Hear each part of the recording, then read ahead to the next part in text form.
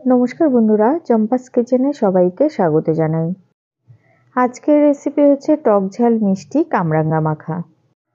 হালকা হালকা ঠান্ডা পড়তে শুরু হয়ে গেছে, আর শীতের এই রোদ্দুর পিঠে লাগিয়ে কামরাঙ্গা মাখা কিংবা যে কোনো টক জাতীয় ফল মাখা খেতে কিন্তু বেশ ভালোই লাগে।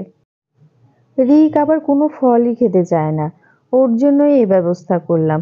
একটুখানি এরকম বললাম যে স্টার ফ্রুটের আজকে মাখা করব, চলো খাই। ও অনেক কষ্টে 1-2 পিস খেলো, তারপরে আমাকে খুশি করার জন্য বললো যে না, ভালোই হয়েছে খেতে। ও যে 2-3 পিস খেলো, এতেই আমার সার্থকতা। তাহলে এবারে চলো মাখাটা কি করে করেছি তা চটপট দেখে নেওয়া যাক।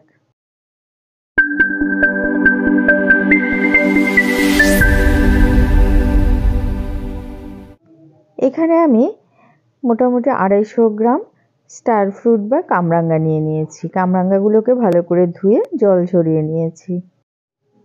কামরাঙ্গার ধারের এই সরু শিরার মতো অংশটাকে পিলারের সাহায্যে ছাড়িয়ে নেব।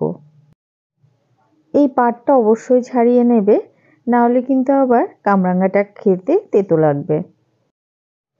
আমাদের চ্যানেল চম্পাস কিচেনের রেসিপিগুলো যদি তোমাদের ভালো লাগে তাহলে অবশ্যই চ্যানেলটাকে সাবস্ক্রাইব করে নেবে এবং পাশে থাকা বেল আইকনটাকে প্রেস করে দেবে। এতে করে যখনই আমি নতুন ভিডিও আপলোড করব সাথে সাথে নোটিফিকেশন তোমাদের কাছে পৌঁছে যাবে।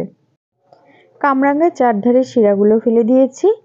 এবারে দেখো এরকম পাতলা পাতলা করে কেটে নিচ্ছি। কামরাঙ্গার সামনের দিক এবং পেছনের বোটার দিকের অংশটাকেও ফেলে দেব। ঠিক একইভাবে বাকি কামরাঙ্গাগুলোকেও পাতলা পাতলা করে কেটে নিচ্ছি।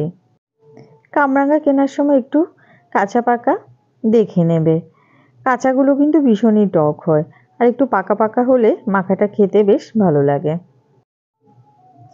শীতকালে ত্বক সুস্থ রাখতে কিন্তু আমাদের প্রত্যেকেরই কামরাঙ্গা কিংবা যে কোনো টক জাতীয় ফল খাওয়া প্রয়োজন। দেখো কামরাঙ্গাগুলোকে ঠিক এরকম পাতলা পাতলা করে কেটে নিয়েছি। নিয়েছি 2টো কাঁচা লঙ্কা। কাঁচা লঙ্কাগুলোকেও ছোট ছোট টুকরো করে এই মাখাতে দিয়ে দেব। যে যেমন ঝাল খেতে পছন্দ করো সে বুঝে লঙ্কার পরিমাণটা ব্যবহার করবে। এবারে একটা মিক্সিং জারের মধ্যে কেটে রাখা কামরাঙ্গা নিয়ে নিলাম। দিয়ে দিচ্ছি কুচানো কাঁচা লঙ্কা, 1/4 টিস্পুন বিট লবণ, 1/4 টিস্পুন নর্মাল লবণ, আর 1/4 টিস্পুন লাল লঙ্কা গুঁড়ো, 2 টিস্পুন চিনি দিচ্ছি। আমি আবারও বলছি, নুন মিষ্টি ঝালের পরিমাণ কিন্তু অবশ্যই করে যে যা স্বাদ বুঝে ব্যবহার করবে। দিয়ে দিচ্ছি 2টো গন্ধরাজ লেবু পাতা। এতে কামরাঙ্গা মাখাতে খুব সুন্দর একটা গন্ধ আসবে। ব্যাস, সমস্ত উপকরণ দেওয়া হয়ে গেছে। যেহেতু মাখা, সেজন্য আমি হাতের সাহায্যে একটুখানি কষলে কষলে সমস্ত উপকরণ ভালো করে মেখে নেব।